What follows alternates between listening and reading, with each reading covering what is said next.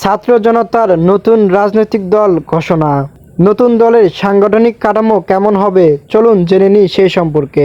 July August গণ অভ্যুত্থানে নেতৃত্ব দেওয়া ছাত্র নেতারা একটি নতুন রাজনৈতিক দল গঠনের ঘোষণা দিয়েছেন। 6 ফেব্রুয়ারি ঢাকায় এক সংবাদ সম্মেলনে বৈষম্য বিরোধী ছাত্র আন্দোলনের আহ্বায়ক হাসনাত আবদুল্লাহ আনুষ্ঠানিকভাবে এ দল গঠনের ঘোষণা দিয়েছেন।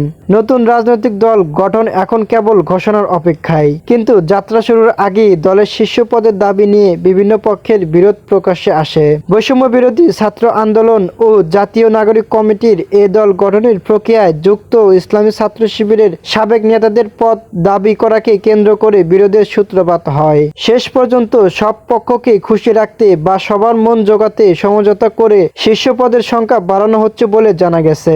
নতুন দলের সাংগঠনিক কাঠামো কেমন হবে তা নিয়ে জানিয়েছেন জাতীয় নাগরিক কমিটির নেতারা। আত্মপ্রকাশ করতে যাওয়া নতুন রাজনৈতিক দলের কাঠামোতে বর্তমানে যেসব পদ আছে সেগুলো যথারীতি থাকবে। আহ্বায়ক, সদস্য সচিব, মুখ্য সংগঠক এবং মুখপাত্র এ 4টি পদের পাশাপাশি নতুন পদ তৈরির বিষয়ে আলোচনা হয়েছে। তবে কে কোন পদে থাকবে সেটি চূড়ান্ত এখনো হয়নি।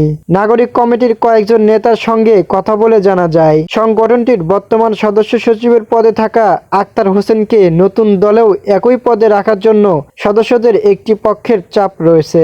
একই পদে নাগরিক কমিটির মুখ্য সংগঠক সার্জিস আলম, বৈষম্য বিরোধী ছাত্র আন্দোলনের আহ্বায়ক হাসনাত আবদুল্লাহর নামও প্রস্তাব করেছেন কেউ কেউ। আবার বর্তমান আহ্বায়ক নাসির উদ্দিন এই পদে চায় একটা পক্ষ। অন্যদিকে ছাত্র শিবিরের সাবেক নেতারা চান নাগরিক কমিটির নির্বাহী সদস্য এবং শিবিরের ঢাকা বিশ্ববিদ্যালয় শাখার সাবেক সভাপতি আলী হাসানকে জনায়েতকে যেন নতুন দলের সদস্য সচিব করা হয়।